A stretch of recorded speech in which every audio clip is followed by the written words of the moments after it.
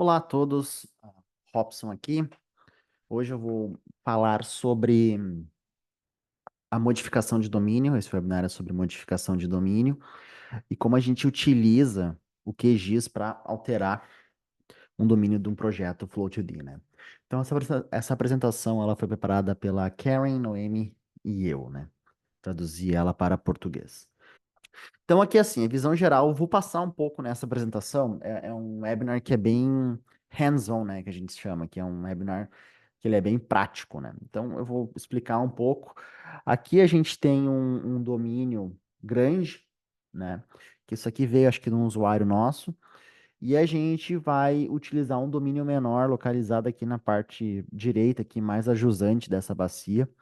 E aí a gente tem muitos dados que estão fora desse novo domínio e a gente tem que colocar esses dados no domínio, tá? Então, isso aqui é mais ou menos um passo a passo, de como é que a gente vai carregar o projeto, carregar um novo domínio, como criar backup, aí um passo a passo do que tem que fazer, né, para a gente conseguir colocar os dados nesse novo domínio, né? Então, o domínio maior aqui, ele é cheio de dados, e a gente tem que basicamente descartar esses dados e ajustar os dados, né, para esse domínio menor aqui, né? Então, aqui, como disse, passo a passo. Isso aqui vai ficar na minha segunda tela, enquanto eu vou seguindo passo a passo, né? Posso até ir mostrando para vocês, né, como é que vai ser o passo a passo. Então, somente aqui explicando bem por cima, né? E aí eu vou ir com vocês, nesse passo a passo, tá? Então, deixa eu só me ajeitar aqui na segunda tela. Então, minimizar isso aqui. Aqui, então. Mostrando para vocês aqui, então, esse é o projeto, né? Então, aqui, se vocês forem olhar, vamos começar aqui por cima. Então, aqui a gente tem umas leves, né, que seriam diques. A gente tem uns dados de entrada aqui, uns inflows. A gente tem uns ARFs, né, que seriam Area Reduction Factors, fatores de redução de área, né, que seriam esses pontos aqui onde o escoamento não passa, né, onde essa célula está totalmente bloqueada.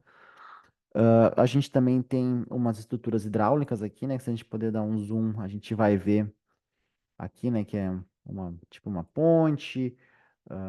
Aqui são bueiros, se eu não estou enganado.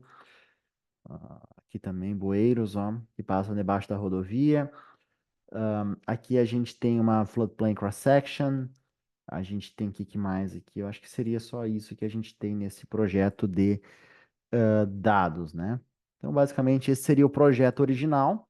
E a gente vai querer utilizar somente um pedaço, né, desse domínio. Vamos utilizar tipo um subdomínio, né?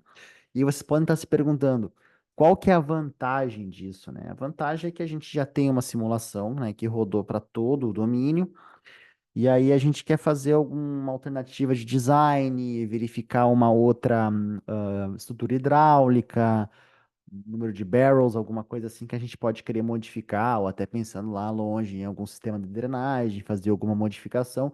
E aí, para não rodar essas 300 mil células aqui, que vai demorar um pouquinho, a gente utiliza um domínio menor, né? Utilizando os dados de entrada do domínio maior. E aí a gente consegue trabalhar de uma forma mais rápida e mais eficiente, né? Geralmente é para isso que é utilizado. Também aqui, esse usuário, ele utilizou uma condição de contorno em toda, função de controle de saída em todo o nosso domínio computacional, né? A gente não recomenda muito fazer isso, por algumas questões que eu não vou entrar em detalhes agora, que não é o escopo desse webinar. A gente geralmente recomenda fazer a condição de contorno de saída na área mais ajusante da bacia, né? Mas tudo bem, o usuário fez dessa forma, também não é errado, né? Então, assim, primeiramente, o que que a gente faz, né? Então, o domínio, deixa eu voltar aqui para a apresentação, né? O domínio, ele está localizado nessa região aqui, né? Então, quando a gente olha já para o QGIS aqui, a gente consegue ver que alguns elementos já não vão ser necessários, né? Como, por exemplo, os diques aqui, né? As leves, esse inflow também não é necessário. Então, isso a gente pode descartar antes mesmo de começar o processo de importar o novo domínio, né? Então, para isso, a gente dá uma olhadinha nos arquivos, né? Então, aqui nessa pasta em cima, chamada de Data Import Full, né, que seria todos os dados, então os dados exportados desse projeto estão aqui. e aqui seria os dados requeridos, né? Então a gente vou começar a explicar para vocês um por um, né? Então, arf.dat, né? Então, às vezes o usuário não está muito certo o que que significa esse arquivo, né? Vou abrir ele aqui. Ele é um arquivo de texto, né? E aí o usuário pode estar um pouquinho confuso. Então a gente sempre tem o nosso Data Input Manual, que é bem fácil de procurar.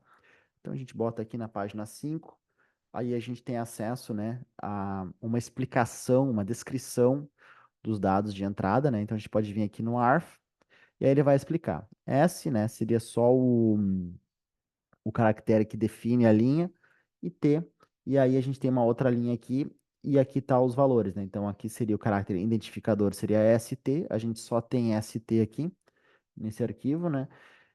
E aí vamos dar uma lida aqui rapidinho para vocês o que que significa, né? Então a gente está interessado somente no arf block mod e esse ita wf. Então isso aqui significa uma revisão global para o arf, né? Então como tá zero, não tá mexendo em nada. E isso aqui seria o grid elemento que não vai receber nenhum escoamento, porque a gente está utilizando o T, né? Que seria totally block. Então, totalmente fechado, né? Então, basicamente, aqui é só o identificador para aquela alteração global que não estamos utilizando. E o grid, né? Vocês podem ver que aqui tem 300 mil grids, né? Porque isso aqui é do projeto com o domínio computacional maior, né? Então, esse aqui vai ter que ser um dado que vai ter que ser alterado. Então ele vai, para importar, ele vai ser o mesmo, né? A gente vai alterar ele no QGIS, o arf.dat. CAD-PTS é um arquivo que ele é gerado pela Float Engine, então a gente não precisa desse arquivo para o QGIS. O cont.dat, que seria as variáveis de controle, eu vou abrir para vocês aqui. Ele é basicamente isto, né? Então um monte de número que a gente pode entender isso se a gente voltar aqui no Data Input Manual. Então, aqui, conte.dat, esse arquivo, né? E aqui está todas as explicações com muito detalhes, o que significa cada um desses switch. O que eu estou interessado aqui para vocês? Aqui vocês podem ver que a gente tem o tempo total de simulação, o tempo de report, a nossa métrica aqui, que se vai ser SI ou unidades de engenharia, se a gente está simulando o canal, streets, levee, arfs e assim por diante, né? Um significa que a gente está simulando e zero significa que a gente não está simulando, tá? Então, isso aqui é o arquivo DAT. Isso tudo ele pode ser lido por dentro do QGIS aqui de uma forma gráfica mais fácil, né? Então aqui basicamente é a mesma coisa, ó, os suítes. Se tu clicar aqui e checar esse aqui, vai ficar um no ponto da data quando tu exportar os arquivos, tá? Então é bem tranquilo. Mas o que eu quero mostrar para vocês aqui é que aqui eu tô com o leve ativo como um. Mas quando eu vou utilizar um novo domínio, eu não estou interessado em leves mais. Então eu tenho que desativar, que é o que eu fiz aqui nesse arquivo aqui, ó. Tá desativado leves, ó. Vamos voltar aqui. Então, ó, o terceiro switch aqui tá desativado. Zero. Então tá tudo certo. Vou fechar os arquivos aqui e vamos seguir. Fplane também é um arquivo que ele é gerado pela engine, então também não preciso copiar para cá. FPXX seria as seções transversais, né? Que se a gente olhar aqui no nosso domínio original, a gente tem uma que está para fora. Deixa eu botar aqui. Que seria essa primeira aqui. Marcar aqui. Seria essa primeira aqui, né? Essa aqui está em ordem. Então, eu posso, tem duas opções aqui. Uma delas é remover essa floodplain cross sections pelo QGIS e a outra é remover ela diretamente aqui pelo ponto DAT, né? Então, aqui a gente vê que a primeira é essa aqui, né? Então vamos também dar mais uma olhadinha aqui no Data Input Manual para eu explicar para vocês bem certinho o que que significa cada uma dessas linhas, FPXSec. Então aqui o primeiro é um caractere identificador, o P, e o segundo é o NXPRT. NXPRT, basicamente, se tu colocar como um, se tu ativar isso, ele vai reportar alguns dados de vazão, velocidade, profundidade, nesse arquivo base.out. Então, aqui no caso, eu não estou reportando, e aqui seria o data input full, então aqui estão todas elas, né? Aqui seria o identificador da cross-section, seria um X.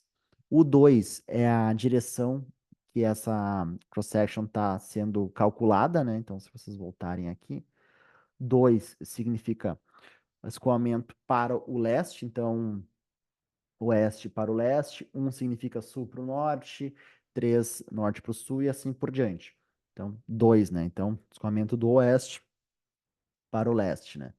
Aqui, esse número significa o número de grids, né? Então, a gente tem 15 grids. 1, 2, 3, 4, 5, 6, 7, 8, 9, 10, 11, 12, 13, 14, 15. E essa é a explicação para esse arquivo, né? Então, basicamente, eu tenho que remover essa primeira linha aqui, que é o que eu fiz nesse arquivo aqui, ó. Então, tá removido, ó. Vocês podem ver que tá removida aquela linha. Então, removi esta seção transversal aqui. Seguindo adiante, a gente tem estruturas hidráulicas. Essas estruturas hidráulicas aqui, elas são na forma de tabela e elas vão ser atualizadas pelo QGIS. Então, não vou mexer nela. Pode ver que o tamanho está o mesmo do arquivo, né? Infill.dat, que seria da infiltration, é um arquivo também que aqui, esse primeiro switch 2 significa que é o método SS. Aqui seria alguma alteração global e aqui seria os valores, né? Seria S para SCS, o número do grid e o valor DCN, né? Então vocês podem ver aqui que a maioria está 90.8, tem uns 90, aqui para baixo acho que tem uns 87. Deixa eu ver aqui se eu consigo achar para mostrar para vocês, 87.8. E elas vão até o último grid aqui, que seria o 300 mil, 322.460. Seria o último grid, né? Que seria esse valor aqui. Seguindo, então, a gente tem o inflow, que a gente não vai precisar, não vou nem marcar ele, não tá aqui. A gente tem o leve também, não precisa, o dic também, né? Porque eles estão aqui fora do domínio. Aqui que mais? O Mannings a gente pode deixar, e também é um arquivo que ele só mostra o grid e o valor. Neighbors é um arquivo gerado pelo Flow2D Engine, também não precisamos. O Outflow não vamos utilizar também. O Rain, que seria a precipitação, é o mesmo arquivo, então só estou repetindo ele aqui. O Toller é o arquivo de controle das variáveis numéricas, né? Então, a gente tem aqui o tol, aqui a gente tem o curam e etc. E topo a gente vai deixar também, que seria o valor da elevação, né? Então, beleza. Aí, o que que a gente faz? Isso aqui é um QGIS aberto, né? Então, só não abrir ele aqui na frente de vocês para não demorar tanto, né? Então, o que a gente vai fazer? A gente vai criar uma nova GeoPackage, né? Então, a gente vem aqui no primeiro botão New Flow2D Project. Vamos criar, eu vou chamar ele de novo domínio. Vou salvar. Aí ele vai pedir para a gente setar o sistema de coordenadas. No caso, é 2868, né? Que é ali no Arizona Central. Seleciono. Aí ele vai criar a GeoPackage para a gente, de uma forma bem rapidinha até. E aí a gente pode adicionar algumas informações, né, da GeoPackage. Eu não vou adicionar aqui agora para não demorar muito, mas a gente realmente recomenda a vocês de colocar o autor aqui. Não, vou colocar Flow2D, aí o e-mail é robson.flow2d.com. Aqui é a versão que eu estou usando, o meu telefone eu não vou colocar. Esses dois aqui não vou interferir muito. Clico em OK. Está criada a nossa GeoPackage. O que que a gente vai fazer então?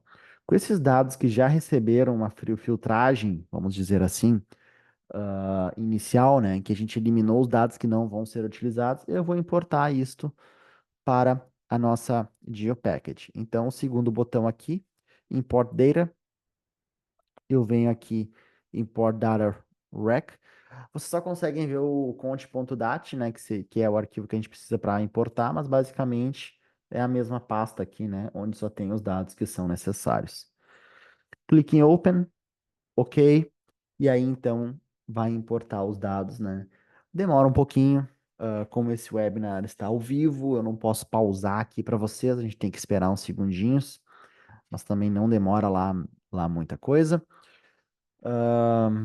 Enquanto está importando, vou voltar aqui. Então, o que que a gente fez? A gente transferiu os dados e eliminou os dados não utilizados, né? Então, a gente carregou os dados necessários e aí a gente vai carregar um novo domínio, né? Vocês vão ver aqui que em alguns segundinhos vai Apareceu os dados na tela. Já está carregando aqui, tá recarregando a GeoPackage, né, para atualizar tudo. Vai aparecer essa mensagem. Aqui dá para clicar em não, não vai importar muito. Daí vai dizer que foi lido Rain, Infill, Hide Structure, ARF, EFP, exec. Clica em OK. Daí vai vir essa mensagem para completar isso aqui, para completar a user layers funcionalidade, a gente tem que converter schematic layers para user layers, né? Então, o que aconteceu aqui? Esses dados que foram importados, eles são os dados que vão ser utilizados pelo modelo. Então, para os usuários mais experientes, isso aqui são dados que já foram esquematizados e exportados. Então, quando eu importo ele de novo para a GeoPackage, esses dados eles ficam nas layers esquematizadas, nessas layers aqui. Como eu vou trabalhar com essas layers, eu tenho que transformar essas layers que foram importadas, estão esquematizadas, para as layers de usuário. Então, o que eu tenho que fazer? Eu tenho que converter. Então, sim, isso aqui é o que eu tenho que fazer para converter as layers esquematizadas para as layers de usuário. Clico em OK. Já vem automático, né? Eu vou ter que converter, então, o domínio computacional, as seções transversais e as estruturas hidráulicas, né? Clico em OK. Espera um pouquinho que ele vai processar.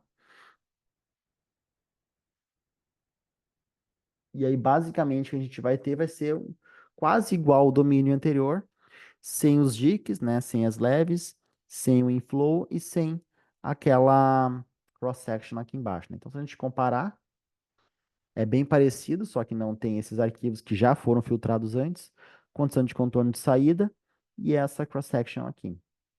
Então, tá feito já essa primeira parte. O que que eu vou fazer agora? Agora, eu vou voltar aqui um pouco e vou importar um novo domínio.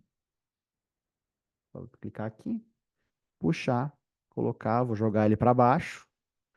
Vou alterar a simbologia dele. Eu geralmente gosto de utilizar essa simbologia vermelha aqui, que eu acho que ela é mais fácil. Aí eu vou dar um zoom nela para explicar uma coisa para vocês que é bem interessante. Quando vocês vão utilizar um subdomínio, como a gente está fazendo aqui, e a gente não pretende alterar o tamanho da célula, eu vou utilizar o mesmo tamanho da célula, é recomendado que vocês utilizem o Snapping Tool aqui para criar o novo domínio e coloquem exatamente no mesmo lugar do domínio anterior. Podem ver aqui que está passando exatamente entre duas células, aqui, aqui, aqui, está bem certinho. Foi utilizada a Snapping Tool para fazer esse novo domínio.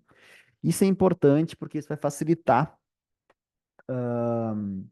a adição dos dados depois, né? E a manutenção dos dados. Então, isso é muito importante fazer. A gente recomenda muito que isso seja feito, tá? Nesse ponto aqui, eu vou criar um backup. Então, eu vou salvar o arquivo, né? E aí, na nossa versão nova, né? Caso vocês já estejam utilizando a versão 1.0, alguma coisa, vocês já vão estar familiarizados com essa mensagem. Caso não, essa mensagem ela mostra que layers externas foram adicionadas ao projeto, que no caso seria esse new domain aqui, esse shape. Aí a gente tem duas opções. Se a gente clicar em Yes, a gente vai adicionar esse shape à GeoPackage. Qual a vantagem disso? Isso vai facilitar tu enviar somente um arquivo para alguém revisar teu projeto ou dar uma olhada. Somente o GeoPackage tu envia, tá tudo dentro de um arquivo só. Qual a desvantagem disso? Se tu colocar, por exemplo, um raster muito pesado ou até mesmo um shapefile muito pesado, a tua GeoPackage vai ficar pesada. Então a gente tem que avaliar se é bom colocar dentro da GeoPackage ou não. Nesse caso aqui, nesse webinar, não vai importar muito. Eu vou selecionar não, então o arquivo ele vai estar linkado àquele arquivo ah, no meu computador. Ó. Ele está aqui, está linkado a esse arquivo aqui. Quando se eu clicasse sim, ficaria dentro da GeoPackage uma cópia desse arquivo e não teria mais nada a ver com esse arquivo aqui, tá? Então, para criar um domínio, a gente fecha o QGIS, desculpa, para criar um backup. E aí a gente está aqui, novo domínio, foi criado nesse horário. Clico com o botão direito, podemos usar o 7-zip ou o WinRAR, adicionar o arquivo, vou colocar aqui novo domínio 1, que seria a primeira backup que eu estou fazendo. Aí tá salvo aqui. Eu vou abrir o QGIS aqui novamente. Eu pretendo adicionar um backup automático no plugin. Ah, Pretendo adicionar isso até a próximo release, para não ter que ficar saindo do QGIS e voltando para o QGIS, carregando. Demora um tempo, né, para abrir e fechar o projeto. Pretendo fazer um automático, né? Então vamos ver se eu consigo fazer isso até o próximo release, né, no comecinho do ano que vem, acredito eu. Aí, abrir de novo, então, o projeto, né? O próximo passo agora, então, é começar a trabalhar mesmo com com as layers aqui, né? Para a gente deixar somente as informações dentro do novo domínio. Então vamos lá. Primeiro passo que a gente tem que fazer é exportar o grid, né? Então, só deixando claro, né? Computational Domain aqui, ele é somente um polígono contendo a extensão do nosso domínio computacional, né? O grid já não, ele contém todas as células, né? Então, se vocês abrirem aqui e derem uma olhada, aqui tem só uma feição, que seria esse polígono inteiro aqui. O grid, ele já tem milhares de células, 322 células, 322 mil células, né, contendo essas informações, né? Essa é a diferença. O que que a gente vai ter que fazer aqui, então? A gente vai ter que exportar esse grid. Eu quero exportar como um shapefile. O nome vai ser, eu vou salvar, deixa eu só achar minha pastinha aqui. Vou salvar como, aqui, grid original. Salvo ele, está na projeção correta.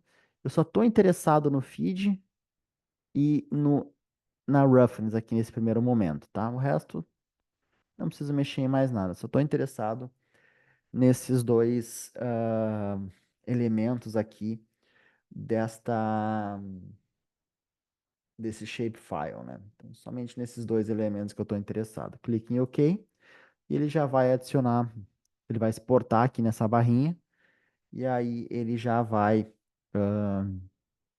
adicionar ele de volta. Vou jogar ele para baixo, tá? Ahn, a princípio eu vou deixar ele desmarcado aqui para ficar um pouco mais rápido a atualização das layers, né? Aí o que a gente tem que fazer? Vamos deletar as arfs fora do novo domínio. Então eu venho aqui em áreas, né? Eu vou dar uma olhadinha nessa layer. Vocês podem ver que o grid está errado, né? A gente tem que atualizar esse grid para o grid novo que vai ser feito logo mais, tá? Então, eu vou deletar as que estão fora desse novo grid. Como é que eu faço isso? Isso é feito utilizando uma ferramenta do QGIS chamada de Select by Location. Se ela não tiver aqui a amostra, vocês clicam aqui e selecionam, tá? Então, eu vou selecionar os arquivos do ArfWarf que estão junto do novo domínio. Clico em Run, selecionaram as ArfWarf que estão no domínio, né? Mas eu não estou interessado nas que estão no domínio, eu estou interessado nas que estão fora do domínio, que são as que eu quero deletar. Então, eu clico em Invert Feature Selection. Se não tiver esse botão aqui, vocês clicam aqui nessa setinha do lado e Invert Feature Selection. Aí ele inverteu as ferramentas, os ARFs que estavam selecionados dentro do novo domínio foram invertidos para os selecionados fora do novo domínio. Aí eu edito essa layer aqui, você vai ficar tudo vermelhinho para editar, e vou utilizar esse botão aqui que significa Delete Select. Vou deletar os selecionados. São 12 mil features, clico em Delete e salvo novamente. Então, as ARFs só estão dentro do nosso novo domínio. A segunda coisa que a gente tem que fazer é deletar as seções transversais que estão fora do novo domínio. Isso foi feito naquele filtro inicial. Então já está feito, só temos as seções transversais dentro do novo domínio. E aí a gente tem que deletar as estruturas hidráulicas, que são essas aqui, que estão fora do novo domínio. Para as estruturas hidráulicas, a gente tem que fazer tanto nas layers esquematizadas quanto nas layers de usuário. Eu vou começar com a user layers aqui, então seleciono e o processo é basicamente o mesmo. Select by location, structure lines, que estão no novo domínio. Clico em Run, seleciono elas, eu inverto a seleção, edito a layer e deleto. E salvo. Então, as users já foram feitas, vou para as layers esquematizadas. Clico nela, Select by Location, que estão juntos ao novo domínio. Clico em Run, seleciono elas, inverto a seleção, edito essa layer aqui e deleto as selecionadas. E clico em Save. Então vamos dar uma olhadinha de novo aqui. A gente não tem mais nada fora do nosso domínio, fora do nosso novo domínio. Então, tudo certo. Vamos fazer mais um backup. O backup, ele é muito interessante porque a gente pode estar mexendo no nosso projeto, a gente acaba errando alguma coisa, deletando alguma informação. E se a gente tem backup, a gente só voltar um passo anterior e tá tudo certo. Clique em salvar. Como foi adicionado o grid, aqui é o projeto, ele vai verificar que uma layer externa foi adicionada. Não estou interessado em adicionar ela a GeoPackage. Clico em não, o projeto foi salvo, fecho o QGIS, novo domínio está aqui, botão direito, adicionar ao arquivo, novo domínio, 2, está feito o nosso backup. Aí vou abrir o QGIS novamente, está abrindo aqui na minha segunda tela, já vou puxar para a tela de vocês aqui, um segundinho, aí. OpenFlow2D Project, novo domínio que foi salvo agora. E aí, backup está criado e a nossa GeoPackage carregada no QGIS. Vou dar o OK aqui.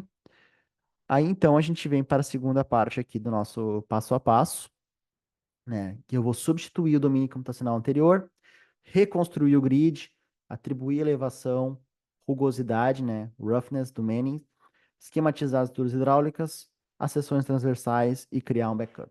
Então, vamos lá. Então, a primeira coisa que a gente tem que fazer é substituir o domínio computacional anterior. Tem duas maneiras de fazer isso, eu vou fazer da maneira que eu prefiro, tá? Então, o que que eu faço? Eu venho aqui no nosso domínio computacional, eu edito ele, abro a tabela de atributos e vou deletar ele aqui.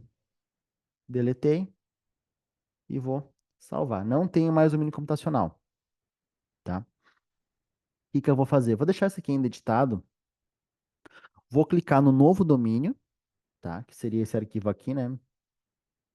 Esse em vermelho. Eu vou apertar com ele selecionado aqui, Ctrl A. Vocês podem ver que ele ficou amarelo, que ele está selecionado. Eu vou dar um Ctrl C, vou copiar essa feição, vou clicar aqui no domínio computacional novamente e vou dar um Ctrl V. Aí vocês podem ver que ele copiou essa feição aqui e colou aqui. Aí eu volto aqui na tabela de atributos, eu vou ter o FID, que vai ser gerado automaticamente, e eu preciso inserir o tamanho da célula, que era de 10.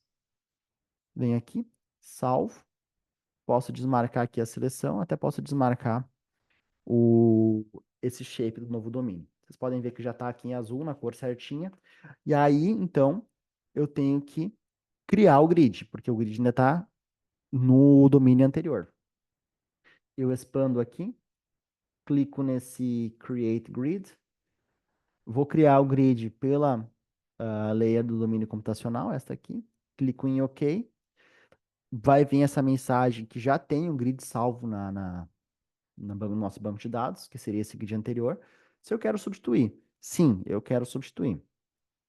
Aí ele vai criar o grid para esse domínio, para esse novo domínio aqui, que é onde a gente está interessado. Ele cria o grid, checa por dangling grids, né? E aí, então, está criado. O que aconteceu aqui agora? O grid, o número do grid mudou, porque é um grid novo. Aqui, vocês estão vendo? Aqui é o primeiro, 88, e assim vai indo, né? Mudou o nosso número do grid. Então, a gente tem que atualizar isso nas nossas feições, né? Mas, antes de fazer isso, eu vou atribuir elevação, tá? Então, vou vir aqui, a nossa elevação, né, em pés, eu vou só jogar para cá, vou clicar em OK, ficou tudo branco. Esse dado, ele tem uns errinhos aqui embaixo, e ele acaba atrapalhando a simbologia. Então, o que que eu vou fazer? Eu vou vir aqui, clicar com direita, propriedades, e vou colocar em Hue Shade, que fica bem legal de ver. Aí eu vou jogar para baixo. Aí vocês podem ver que aqui então tá uma elevação muito boa, né? Para atribuir elevação, usuários mais avançados vão clicar aqui, né? E atribuir elevação. Entretanto, nesse caso, eu vou mostrar um método diferente para a gente atribuir a, a elevação, tá? É bem tranquilo de fazer. É este botão aqui, ó. Clico nele, External Layers Mode, e aí então seleciono o domínio computacional. Aqui eu deixo padrão, e aqui eu boto centroids within polygons. E aí, Statistics within polygons, eu uso o mean, e aí eu uso from raster e seleciono o elevation fit. E tem que estar marcado aqui Statistics per grid cell. Clico em OK, e aí ele vai começar a atribuir os valores ao nosso grid computacional. Se vocês utilizarem essa ferramenta que eu estou utilizando aqui, vocês vão ver que já está atribuído o valor aqui. Então, deu bem certinho. Se você clicar com o direito e olhar, tá aqui a elevação. Então, tranquilo. Segundo passo é a gente atribuir a rugosidade, né? Então, se vocês olharem aqui nesse grid original, a gente tem valores de rugosidade aqui nele, corretos, ó, 0,4, 0,04, 0,02. Então, a gente vai utilizar desse grid original para atualizar os valores de Manning aqui. Aqui está 0,05, então tem que ser atualizado.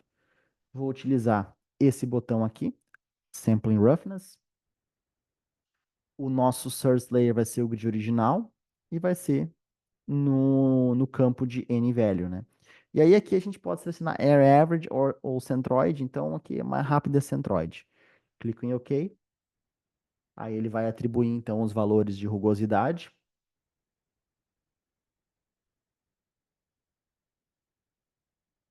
Uma vez que foi adicionados os valores de rugosidade, eu vou dar uma olhadinha se atualizou certinho. Posso desmarcar aqui. Vou olhar, então, 0,02, 0,04, então atribuiu bem tranquilo. A partir de então, a gente tem que esquematizar as estruturas hidráulicas. Por quê? Se vocês olharem aqui a gente só tem o FID. Mas nas que já estão esquematizadas, ela tá com esse aqui é o nó de entrada, desculpa, o elemento de entrada e o elemento de saída. Vocês podem ver que tem 200 mil aqui, e nosso número de células é só 26 mil, então ele está desatualizado. Então, se a gente vir aqui em Structures Editor e a gente reesquematizar, vai dizer que já tem, sim, já tem dados esquematizados, a gente vai substituir eles, porque o número do grid trocou. Então, a gente volta aqui, pode ver que trocou aqui, já está um número menor que 26.156. A gente tem que fazer isso tanto para estruturas hidráulicas, como também para seções transversais, ó. Então tá com o grid antigo, então a gente volta aqui, Floodplain Cross Section Editor, clica aqui, esquematizou. Se a gente olhar aqui, tá atualizado para o novo grid. Beleza. Então eu vou salvar aqui. Também adicionou esse raster aqui, né? Então não estou interessado em salvar na GeoPackage. Salvo, fecho o QGIS. Cadê o nosso novo domínio? Adiciona um arquivo, nosso terceiro backup. Está adicionado, vou abrir o QGIS. Então está abrindo aqui na segunda tela. Um segundinho já vou jogar para a tela que vocês estão vendo. Vou abrir um novo domínio de novo. E aí, então, enquanto carrega, eu vou mostrar para vocês aqui. O próximo passo, então, é a gente trabalhar com duas tabelas que são um pouquinho mais complexas, né? Que são o ARF e a tabela de infiltração, né? A gente tem que atualizar esses dados, que eles estão com os grid errados. Vou mostrar para vocês. É um pouquinho mais complexo essas tabelas aqui, mas também não é um bicho de sete cabeças. Vamos olhar, então, aqui no ARF-WARF. Então, basicamente, vocês podem ver que o grid feed, ele tá errado. Tá mais de 200 mil aqui. A gente só tem 120, a gente só tem 26 mil. Então, a gente tem que atualizar esse, essa camada, né? Então, para fazer isso aí, a gente vai utilizar uma ferramenta do QGIS. Então, a gente vem aqui em cima, nessa engrenagem, Toolbox, e a gente vai procurar por Join Attributes by Location.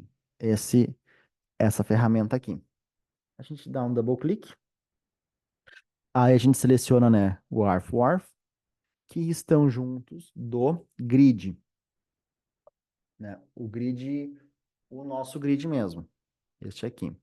E aí a gente vai selecionar o FID. Já vou explicar para vocês, já vou entender o que vai acontecer. E aqui eu boto um J só para ter um prefixo, né? Então eu estou unindo o arf com o nosso grid aqui, tá? Isso aqui vai gerar uma camada temporária, vocês podem ver por esse ícone aqui. Vamos abrir. Então eu uni o arf com o grid. Então aqui eu tô com o grid antigo, né? Que esse aqui é o dado do arf. Eu uni com o FID do grid novo, que seria o grid correto, tá? Vocês podem ver então aqui que esse grid feed deveria ter esse valor aqui, tá? Então o que que a gente vai fazer? A gente vai vir aqui no arf, que é a camada mesmo, né? Pode ver essa camada que vai ser utilizada. Antes eu estava olhando para uma camada temporária. Eu clico aqui, eu vou em propriedades, eu vou em join, adiciono um join, eu vou juntar com a join layer, né? E aí aqui eu vou juntar o grid com grid, que é o que eu estou interessado. E aí eu só estou interessado, na verdade, aqui é com esse último. E eu vou utilizar um prefixo aqui para facilitar a nossa vida. E aí vocês vão entender. Então eu estou unindo essa layer aqui com a layer arf,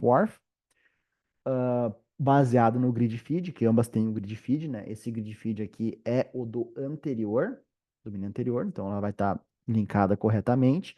E eu estou só mostrando o JFeed, que seria o grid novo. Então, vou clicar OK, OK. Se eu abrir aqui, vocês vão ver então que na tabela do arf eu tenho, né, o grid antigo e o grid novo. Então tem que atualizar esse grid feed com esse valor aqui. Clico em editar, grid feed, eu quero que seja igual a este. Clico em Update All, atualizou. Já está pronto aqui. Vocês podem ver que aqui ficou nulo. Isso provavelmente é causado porque essa layer aqui é uma layer temporária.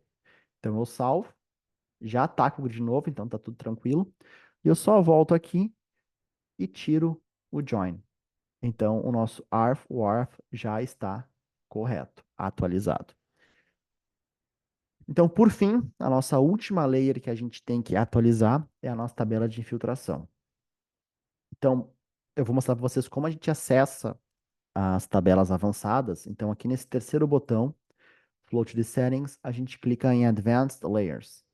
A gente clica OK. E vocês podem ver que apareceu algumas layers a mais, como Gutters, que também apareceu mais, e as tabelas aqui, né? Essas tabelas são as tabelas que são utilizadas, às vezes, como tabelas intermediárias para alguns cálculos, etc, etc. Recomendo mexer aqui só quem já tem uma certa experiência para não acabar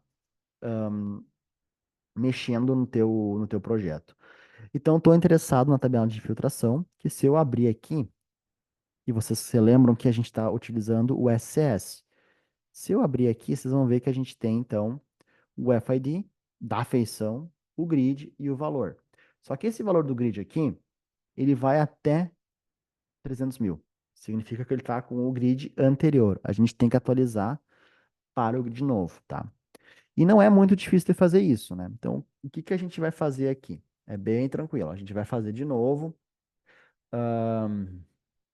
o, um join, né? Então, a gente vai vir aqui nesse grid original.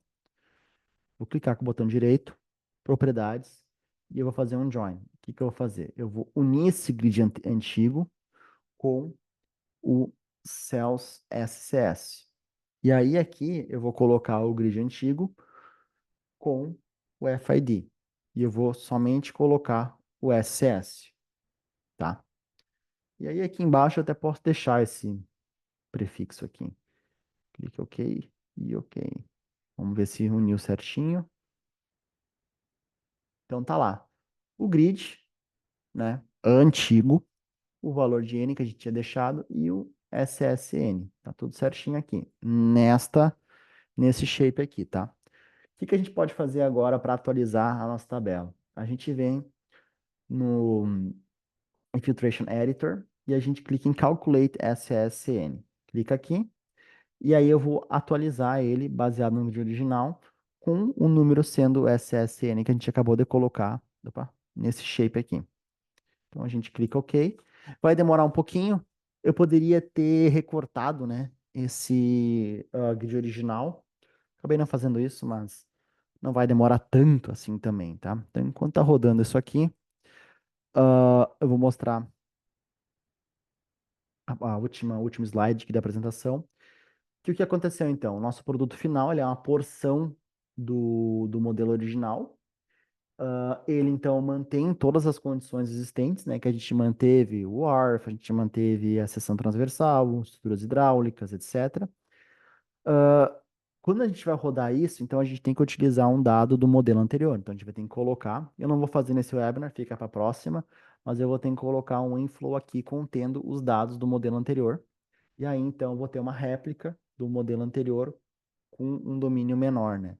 E aí, a partir de então, é que a gente consegue fazer, a gente consegue aplicar algumas alternativas de projeto aí, modificar maturas hidráulicas, etc, etc, e acaba tendo uma simulação muito mais rápida, porque este novo domínio só tem 26 mil células, né? Enquanto o domínio anterior tinha mais de 300 mil células. Então, eu vou voltar aqui, calculou, eu vou dar uma checada aqui na nossa Infiltration Tables. Vamos dar uma olhada. Então, tá o SSN e ele vai só até 26 mil o grid. Então, a princípio, tá tudo certo. Posso tirar fora essa layer aqui. Posso, inclusive, voltar aqui e tirar as layers avançadas e vou salvar. Então, a partir de então, tá tudo certo com o nosso domínio. Para a gente ter certeza que tá tudo correto, eu vou rodar um Quick Run. Então, eu venho aqui, Quick Run Flow to the Pro. Vou criar uma nova pasta, uma nova página chamada Quick Run. Vou selecionar ela. Então, Reduction Factors, Rain, Infiltration, estudos hidráulicas, seções transversais, Remaining. Clique em OK. E o nosso modelo, nossa engine, ela está rodando aqui sem nenhum problema, mostrando então que o nosso novo domínio foi criado com sucesso, tá? Vou fechar aqui. E aí agora então nosso webinar está indo para o fim, porque aqui já não tem mais slides. E caso tenham alguma dúvida, ficarei feliz em respondê-las. Muito obrigado.